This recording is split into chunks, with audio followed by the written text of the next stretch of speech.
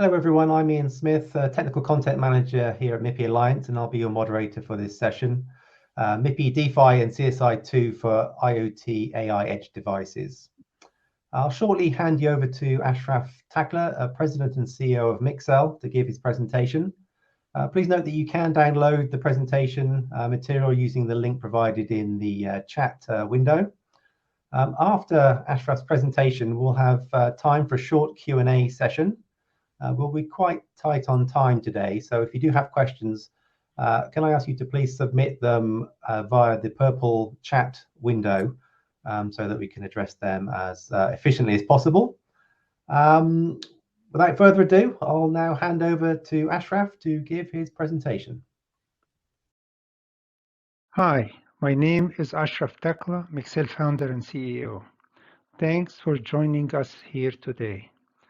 Our presentation is about using MIPI CSI2 and D-PHY for AI applications in IoT edge devices. We will start with a brief overview of the history of cloud and edge computing and the benefits and trade-offs between the two.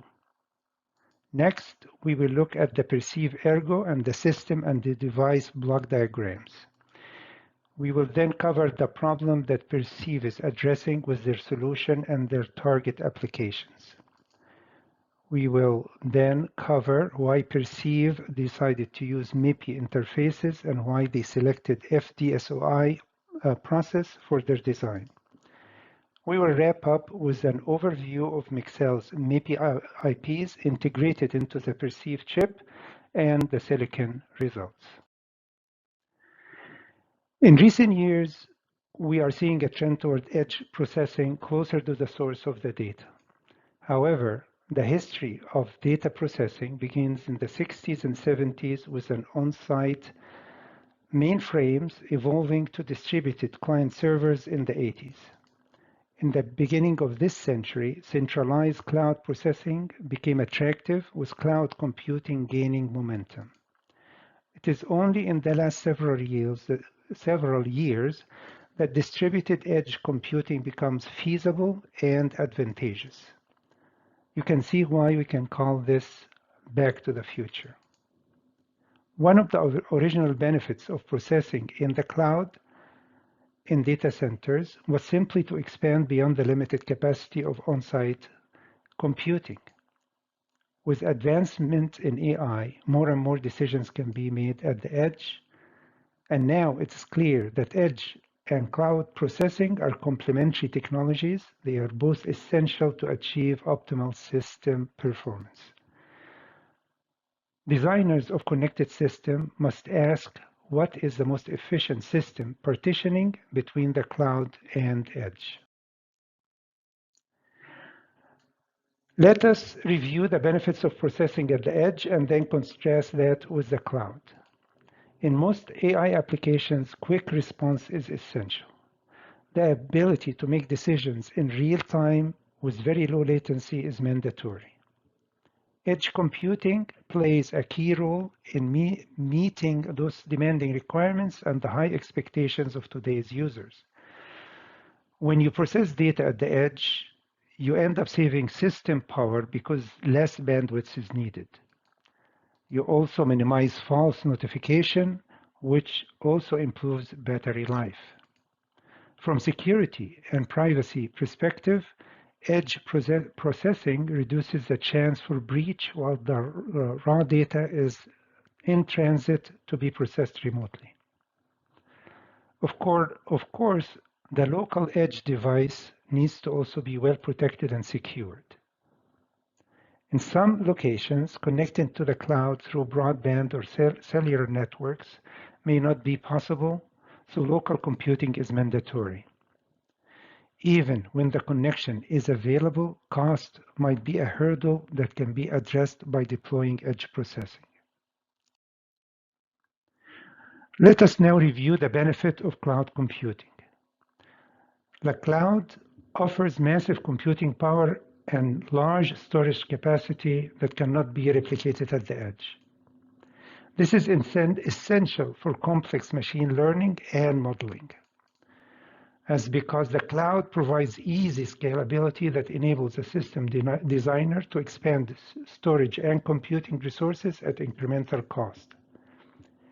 Cloud resources are practically unlimited, and that is a huge advantage and very useful tool the system designer can rely on. Once the data is at the data center, the cloud provider can usually ensure high security and protection, although recent hacks put that theory to the test. Additionally, for maintenance and upgradability perspective, it is easier to upgrade one centralized location versus many endpoints. In this slide, we summarize the trade-offs between the two. Clearly, each has benefits and some shortcomings, advantages and disadvantages. You simply cannot beat the processing power of data centers, but for the applications that require a real-time decision-making, Edge provides the lowest latency. Many modern AI-connected systems today require a mix of the two to maximize the benefits while mitigating the weaknesses.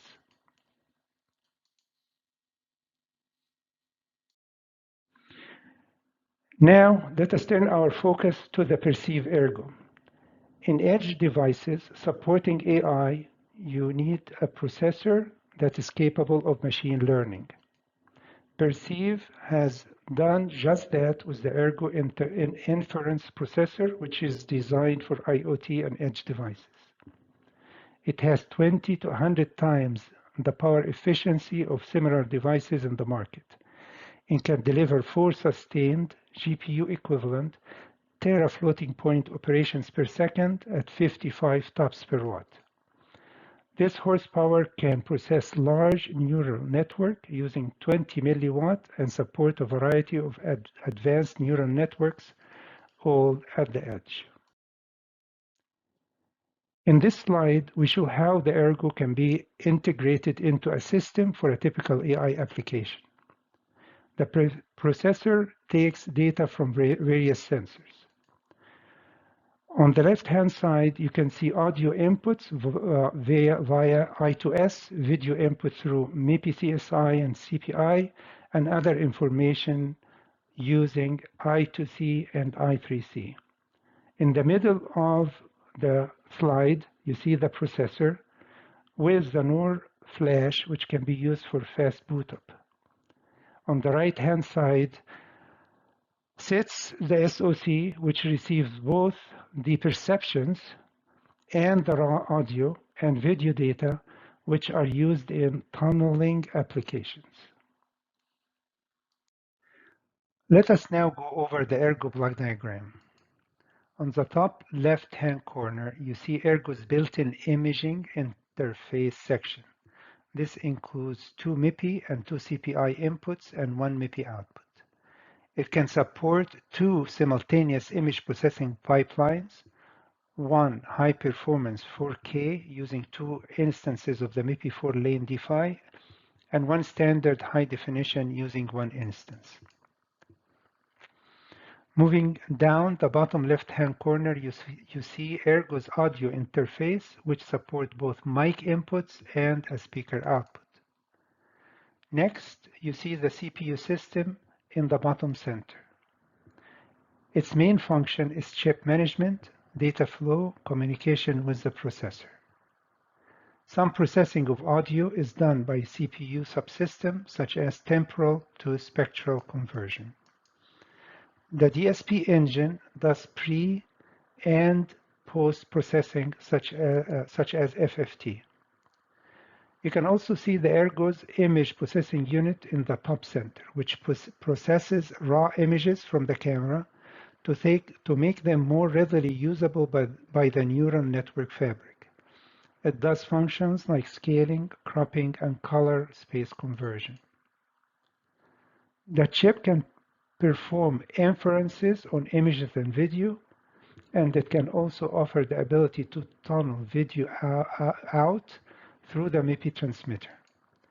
Tunneling is useful in many applications, such as security, where an alert can be accompanied by the corresponding audio and video. The Ergo then uses both audio and video or other sensor inputs to produce high-quality inferences. For example, motion detection, accompanied by the sound of breaking glass, might trigger a more trustworthy response in a security application. Let us now go to the brain of the Ergo. This is the neural network fabric you see in the top right-hand corner. The Ergo chip supports several neural network clusters, which allow it to simultaneously run multiple neural networks and support multiple input data types. For example, processing audio and video at the same time.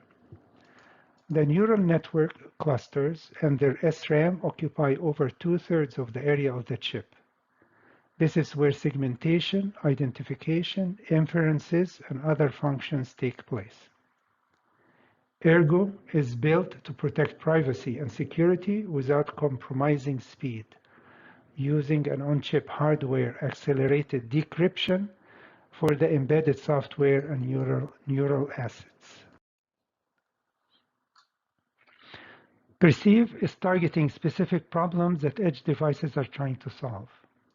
There are two main types of sensing, visual or audio. Each of these can be used to detect objects within the environment and recognize the user.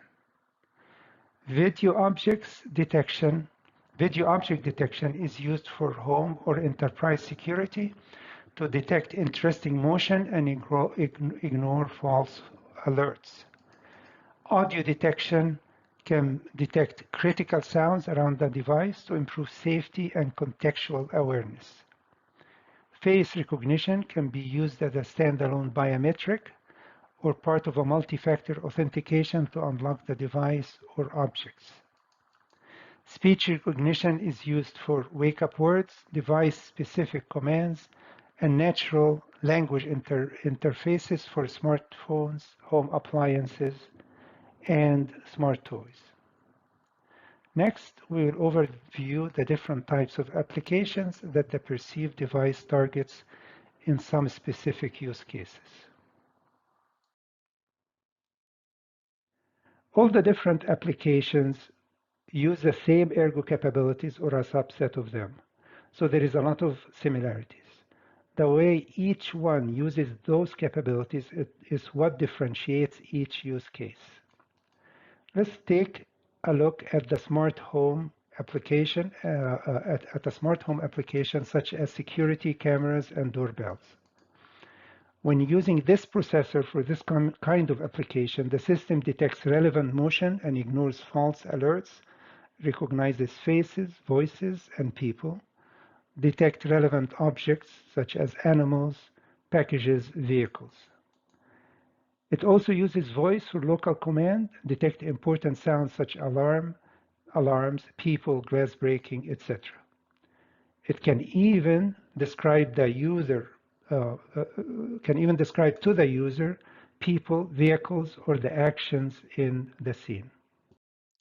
Now, let us look at how the Ergo device sitting at the edge can be part of a home security system that also utilizes cloud computing. In such a system, you would have multiple cameras and potentially other sensors inside and outside the home. Those sensors can be monitoring movement, sounds, temperature, CO2 level, water leaks, entry point activities, and breaches. There is typically a cloud-connected local hub that all the edge devices connect to. Some of those edge devices can have an Ergo that processes data and uses AI to make local decisions. The hub gathers information from the different edge devices and uses local storage for some of the data and uploads some to the cloud.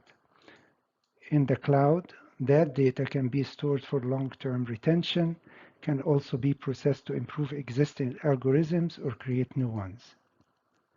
This is where machine learning takes place, resulting, for example, in improved object and people identifications, identification and establishing better correlation between different events. For wearables, you can also detect important sounds around the user and use local voice commands and advanced wake-up words to simplify user interface. You can also recognize faces, voices, emotions, detect relevant objects around the user, and integrate data across multiple sensors. Now, let's take a look at how an Ergo built into a wearable device can be part of a connected system and what role the cloud would play in such an application. Here, multiple sensors would be built into the wearable device. Those sensors would be monitoring the surroundings. The Ergo AI engine would be processing the sensor's information and producing high-value inferences that can either be processed within the wearable or through a connected smart device. Through an internet connection, the wearable has access to the cloud where huge databases of information resides. Contacts, images, video, global maps, encyclopedias are all readily available. Relevant information can be projected for the user in some mixed reality environment through the microdisplay or projector into the wearable. Imagine you are walking or driving to a destination and you can see directions projected into your wearable.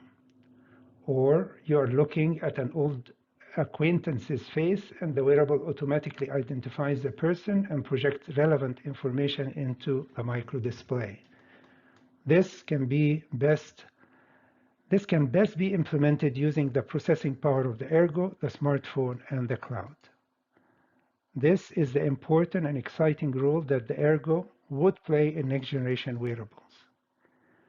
The partitioning of the system between the wearable, the smartphone, and the cloud would determine the feasibility, practicality, and success of such a product. Next, let's take a brief look at how portable computing can use the Ergo capabilities. In addition to all the capabilities you already mentioned, the system can track eye location and interpret the user's emotion and attention using the built camera and smartphone. You can also blur or replace video conference background and improve audio and video quality. Looking at video conferencing devices, the Ergo is used in ways like those for portable computing, but can also support gesture or voice for touchless control. It can also be used to provide gaze correction and audience analytics.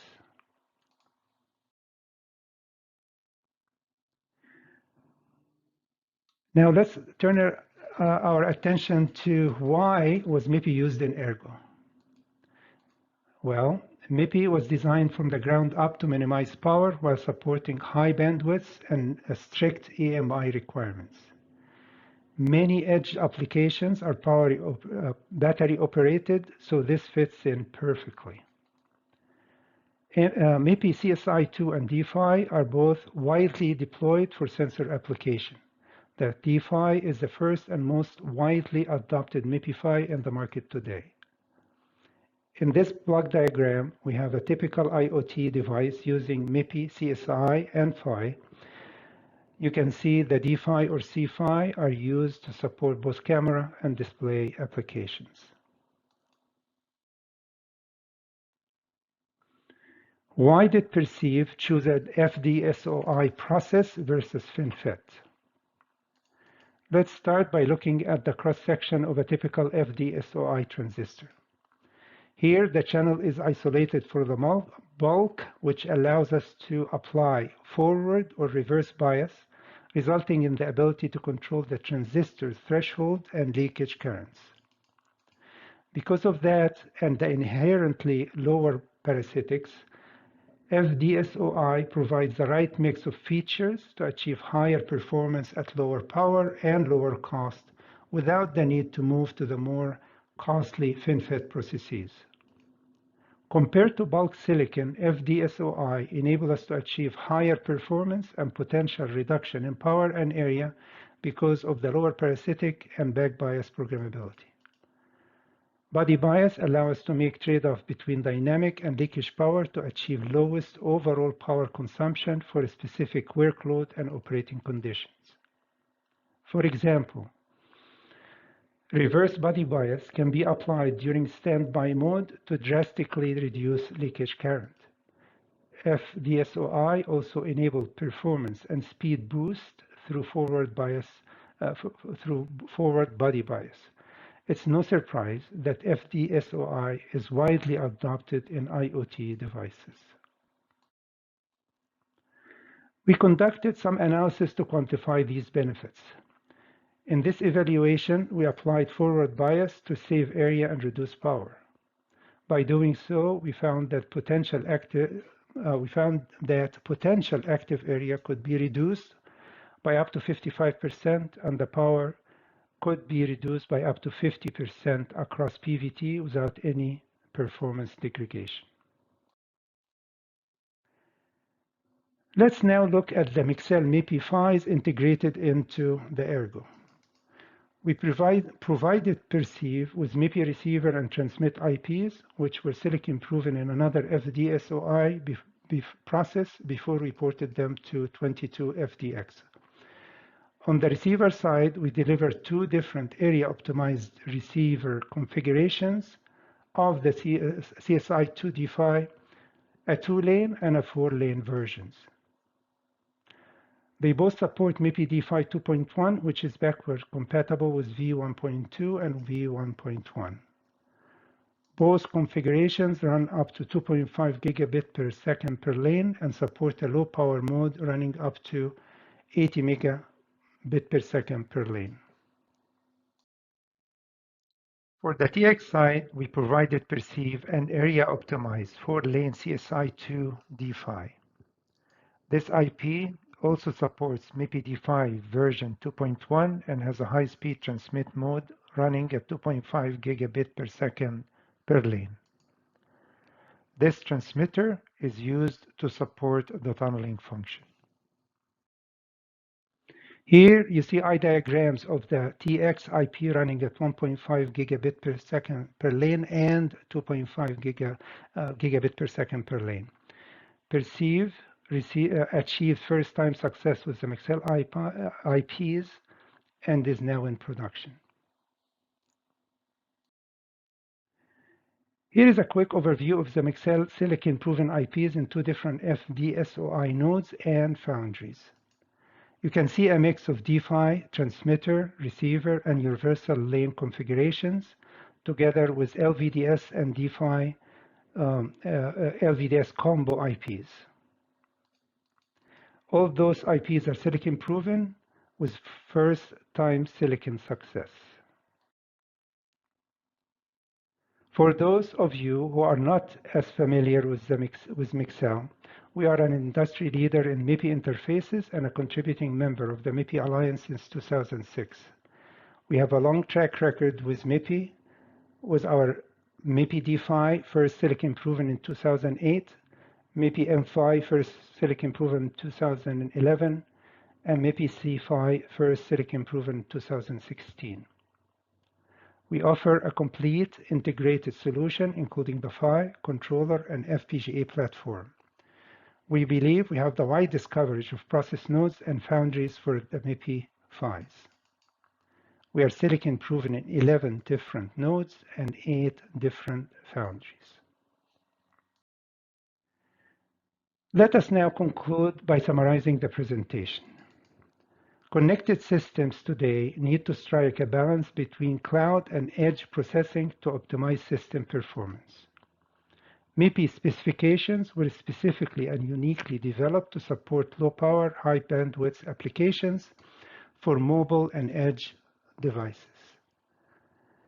FDSOI is well suited for high-performance applications at lower power and cost compared to FinFET technologies. This makes MIPI specification and FDSOI technologies a great match for edge devices. Processors like Percive Ergo enable AI processing at the edge to make IoT devices smarter, achieve lower latency, and improve battery life and security. Mixel worked closely with Percive SoC designers to leverage the benefit of MIPI in silicon-proven FDSOI IP, achieving the shortest path to first silicon success and high volume production. Many thanks to all of you for participating today. Quick question to kick off, Ashraf. Obviously, your presentation today focused mainly on D-PHY and CSI2, but can you talk about any future trends with regard to uptake of MIPI specifications in IoT edge devices? Sure, Ian.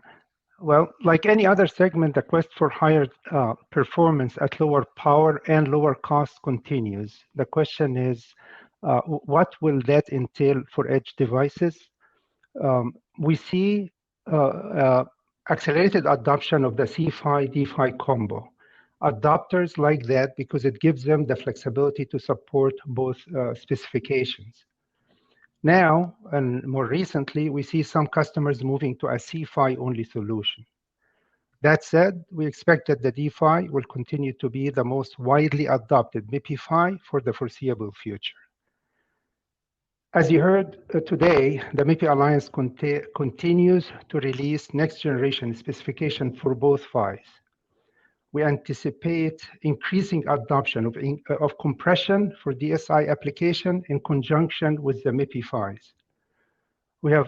We also see accelerated adoption of MIPI specifications at the edge in the hot automotive market that's growing rapidly, and many other beyond mobile applications, such as next generation wearables, VR, AR, and MR.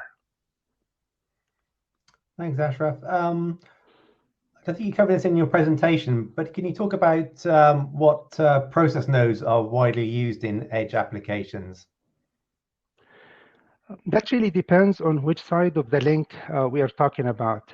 Typically, there is a processor and a peripheral that can both sit at the edge. On the processor side, advanced nodes are typically used since the processor tends to be dominated by digital circuits, and of course there the speed is king. So here we see nodes anywhere from 28 to 5 nanometer and moving to 3. On the peripheral side, such as sensors and displays, older technologies are usually deployed. In this case, we see 28 and older technologies are now very commonly used. Of course, this is the situation today, and with time, both processors and peripherals will continue to move to more advanced nodes. Okay, thanks, Ashraf. And perhaps one just final question. Obviously, your presentation today very much focused on sensor applications. Can you talk about other applications? Obviously, MIPI is very well known for its display applications as well. Sure. There is a lot of similarities between sensor and display applications. In both display and sensor applications, leakage and active power are very important. For that and other reasons, MIPI DSI specifications are widely adopted for displays. Choosing the appropriate process and node are as critical in display as it is in sensor applications. In display applications, on the other hand, there isn't as much need for AI. Instead, what is needed is compression to save power, bandwidth, and number of wires. Actually, we do have a presentation and a demo about use of compression in display applications that will be presented during tomorrow's DevCon session. Both the presentation and demo are in collaboration with Hardent and Rambus. I hope the attendees can attend the presentation and see the demo tomorrow. Thank you. Okay, thanks, Ashraf. Well, we're out of time, so we need to wrap up for now. Thanks for your presentation and time today. Please stay tuned. The next session is from Introspect Technologies, who will be giving a demonstration of their latest D-PHY and C5 receiver and transmitter test solutions. Okay, thanks. That's all for now.